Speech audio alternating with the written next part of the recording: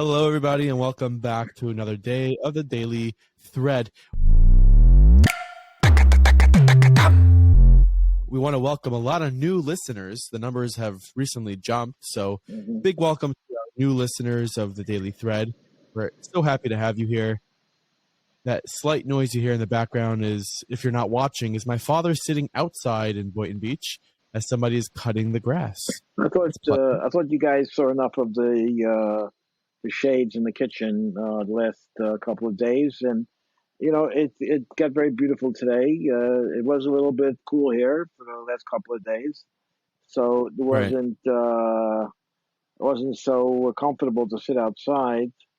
But today is warming up. It's close to 70 degrees already, and the guy running by here cutting the grass.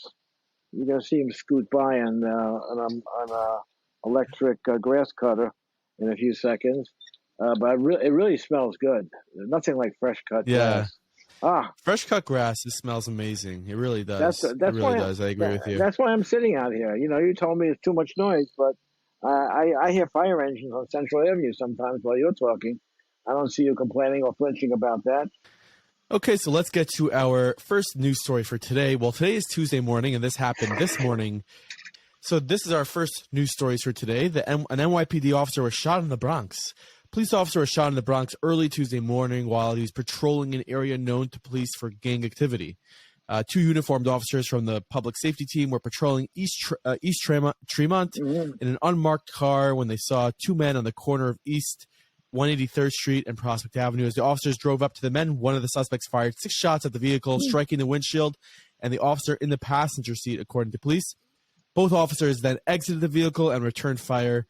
The shot officer's partner, a 7-year veteran, rushed him to the hospital, all while giving over the descriptions of the suspects. The officer, identified as Officer Lee, is a 3-year veteran. They took a 16-year-old into custody and found a 32 caliber gun on him. I'm looking to see if this officer's okay. Police are still searching for 2 men connected to the shootings. Doesn't say, this article in the Yeshiva World does not say the condition of the officer that was shot. But again, a 16-year-old taken into custody this morning in the Bronx with a 32 caliber gun on him, involved in a gang shooting an officer. That's terrible. Didn't a 6-year-old shoot a teacher last year somewhere, I think in Virginia? Not last year. No, last week. It happened a week ago. Last week, yeah. So what's a 6-year-old doing with a gun? It's out of control, and it's not the guns. It's the people. It's the family situation. It's the lack of a family environment. I told you many times, in the name of our cousin in Montana, Chaim Sholbrook, where the entire state has 900,000 people population and 25 million registered guns and 0 crime. Yeah. So it's not the guns. Got to cut that out. Absolutely zero crime? Zero crime? Zero crime. Yeah, 0 crime. There's no crime. There's no crime in Montana. Yeah, speaking of another crime that took place over the weekend, Alabama basketball player Darius Miles is one of the men arrested and charged with the capital murder of a 23-year-old woman early Sunday morning. Now, the interesting thing about this is this basketball player who is playing for Alabama, which obviously is a Division I team.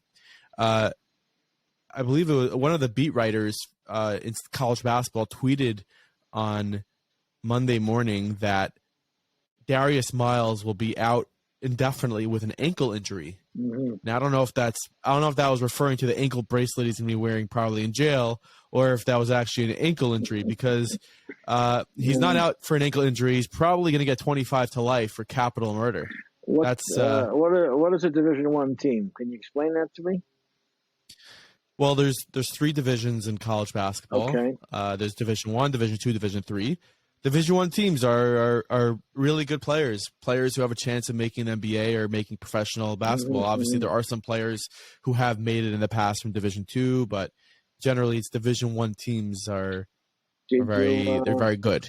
So long as you're talking about sports, I guess there's a lot of sports fans in your viewership and listenership. I don't know, actually. It's worth finding out if people like when we talk about sports. I don't know. Did you see Tom Brady last night in that game against Dallas Cowboys? Didn't look good. Oh my God! When he was walking off the field at the end of the game and he picked up his hat to the crowd, I thought to myself, that's the last time he's seeing Tom Brady on the You football think field. so? He was terrible last night. That wasn't just the I team. know, but He was terrible. besides, it's funny. The story of last night wasn't Tom Brady. The story of last night was Brett Maher. Not really. No, it's 5 points. It didn't matter. They lost by 25 points. But the guy missed 4 extra points. So he was 4 extra point field goals. Those are chip shots that maybe you can even hit one if you're given an opportunity. This guy's a professional kicker, and he goes out there and he completely shanked 4 of them. He was freaked out. 4 of them. He was freaked out. Something was. He was right. He was nervous. Yeah, something happened. But it was like there's a live. There is a way to watch the game where you have Peyton Manning, Eli Manning, doing some live commentary, and they were just like, yeah, at this point, you kind of just go for 2 every time. You don't give him the ball to kick.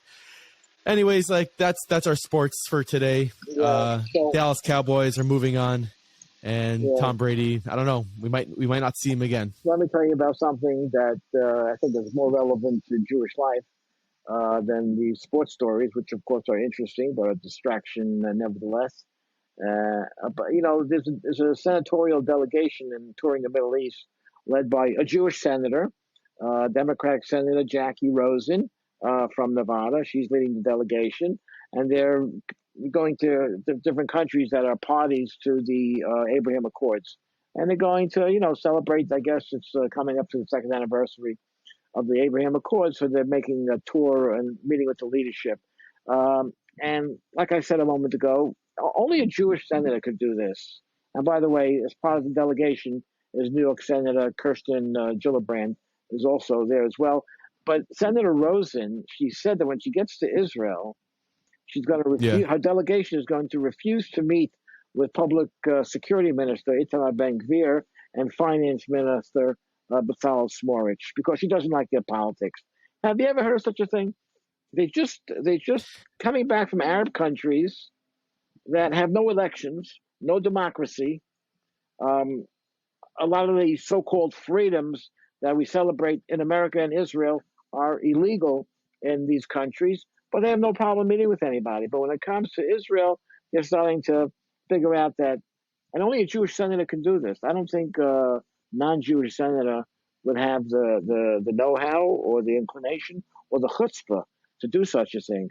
But Ben-Gvir and Smotrich are democratically elected key people in the Netanyahu government. Ben-Gvir, why does she want to meet with them? Because Ben-Gvir is committed to cracking down on terrorism, to protect Israelis, and making sure that the police and the military cracks down on the people that commit terror acts. And Finance Minister Smotrich, what is he doing that she so objects to? Taking American funds that are given to the Palestinian Authority that they use to reward people for killing Jews. Who's doing this thinking? It sounds like somebody in the Joe Biden chain of command is doing the thinking here, because that's not. These are not people that took over the government with guns or tanks. They were elected by the people, and they represent the people. And I'm accusing Jackie Rosen of being too comfortable as a elected Jewish member of the Senate, and Kirsten Gillibrand, who's a New York senator who represents a lot of Jews here that live in New York, should know better than to act in such a way when it comes to visiting Israel. What do you think? I definitely agree with you. She definitely shouldn't be so comfortable as to do this, and we urge people to reach out to their Congress people, and absolutely, and demand answers. Another story I see here. I see a tweet from Honest Reporting on Twitter, and this is a stat we could discuss. 93% of Palestinians in the West Bank and Gaza harbor anti-Semitic attitudes. So I'm not shocked by that. Are you shocked by that? No, I think it's natural.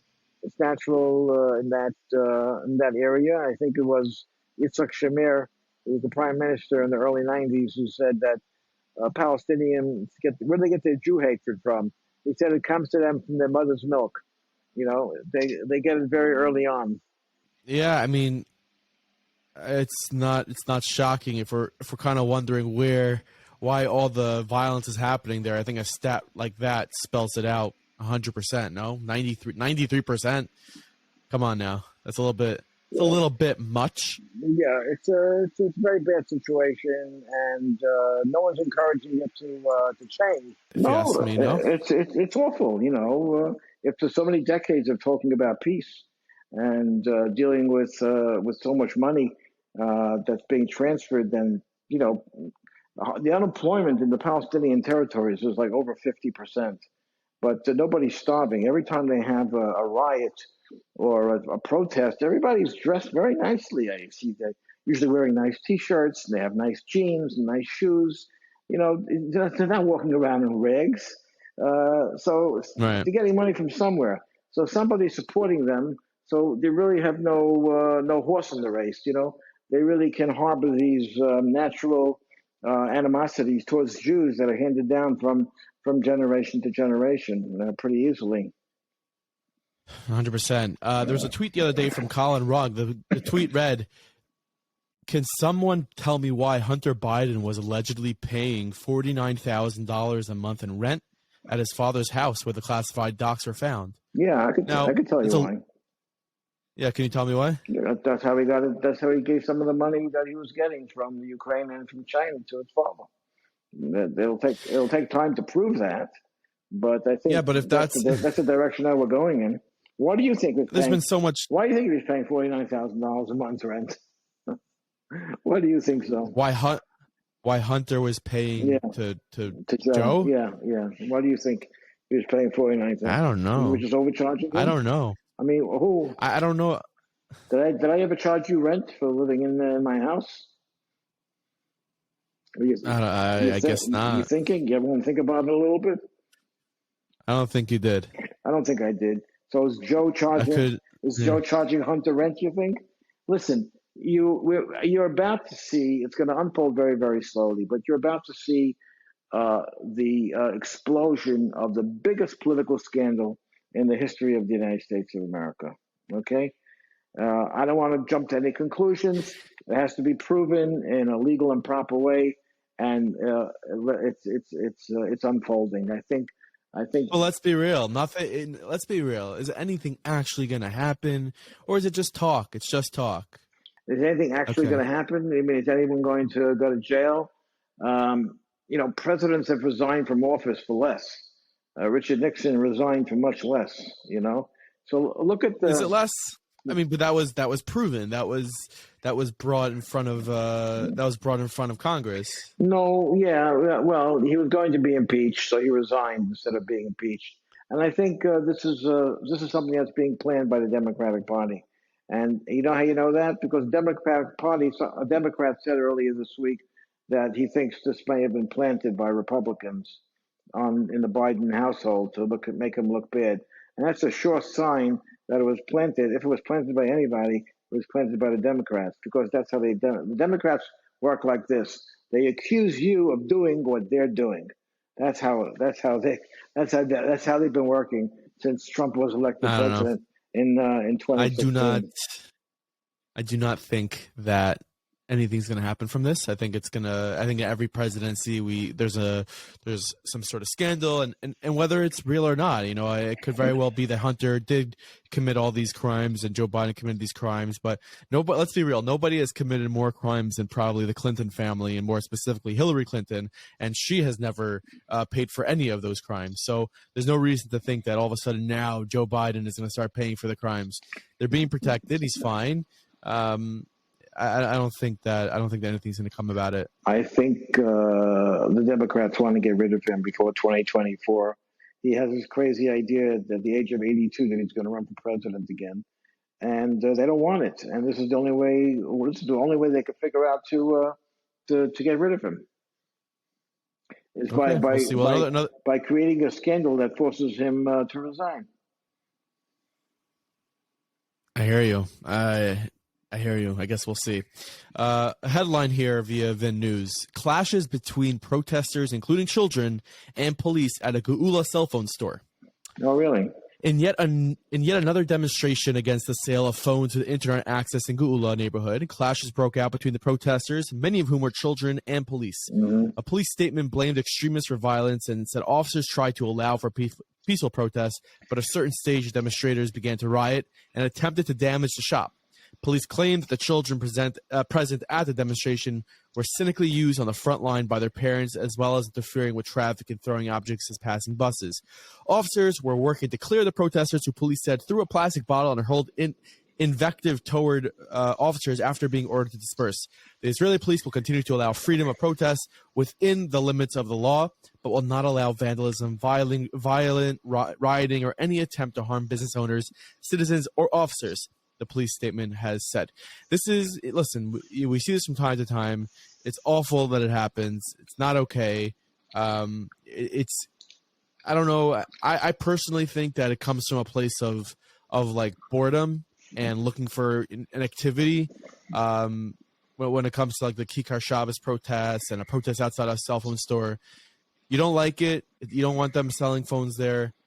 You want to protest. You want to protest it in a dignified manner as a frum Jew, as a Haredi Jew, like you're expected. Then go ahead, do that. You want to start throwing objects. You want to start pushing people and calling people Nazis. It's not okay. It's not okay. It shouldn't happen. So what are you saying? It's just a way to get out of yeshiva for an afternoon? Is that what you're saying? No, I think first of all it happens in the evening, so I don't know if it's a way to get a yeshiva. I just think that. Oh, you get out of night seder that way. I guess. Maybe get out of night seder, and also Shabbos afternoon. They can't sleep Shabbos afternoon, I guess. Yeah, and I don't want to come across as like I'm criticizing Haredim. I think this is a small percentage of people. I think the small percentages are people who are doing something wrong, and it's extremists. What you call extremists? You have this in every sect, and I think that it's sort of like hypocritical of me. I don't like when this is being reported, but we're here talking about it. So let's talk about how we don't like it being reported and not reported again. I think that there's so many better stories to talk about as it pertains to the Jewish world and the Haredim. But you know what? Like, let's just not do this. Let's not be violent. We're Jews. We're Haredim. We're B'nai Torah. Let's not be violent. Let's not throw bottles at police officers. Let's not do that. Yeah. I find that you don't. I don't know. Do you find that you don't see that in American Jews? Well, or maybe they just don't have the opportunity. American Jews we don't do that. We protest. I think we protest differently here. Not on that level. But it is an ugly way to protest, and I think the leadership is responsible. I think someone told them to go out there and do that. These kids didn't decide on their own to go out there and whatever they're doing, throw rocks, break windows, stop traffic. Someone told them to do it. Someone in a leadership position. And a related story is a story about a second member of the Neturei Karta who visited the home of a Palestinian leader of Islamic Jihad of that organization. Oops, there I go again. A second member of the radical Neturei Karta sect who visited the home of a leader of Islamic Jihad terrorist organization in Jenin last week has been arrested. The arrest was made immediately upon his landing in Israel after the return from abroad. So where was he coming from? He was in Jenin. Where did he go? He went someplace else. Where'd he go? He went to Europe somewhere, and then he flew back into Israel. I don't know. I don't exactly understand. Maybe he went to go get a croissant from Paris. I don't know. I don't know where he went. He went to Belgium. He went to I don't know where he went, to London. Anyway, last Monday, a delegation from the radical sect visited Jenin and stayed in the home of Islamic leader Bassem El Saadi. The delegation met several senior members of the terrorist organization and declared their support for the Palestinian cause. It's a terror organization, Islamic Jihad, and if you're aiding and abetting terror, you're committing a crime, and you have to be. I mean, when we discussed this story last week, I thought right away, like, there's no chance that they're going to come back to Israel and not be arrested because you met with a terrorist, and it's not because you're Neturei Karta. If you're anybody and you meet with terrorists, you're going to get arrested, and you're going to have to pay the price. Well, two of them were arrested, and one was already released. So I don't know. Okay. Listen, you're gonna You're gonna love this story. Go ahead. Okay, you ready for this?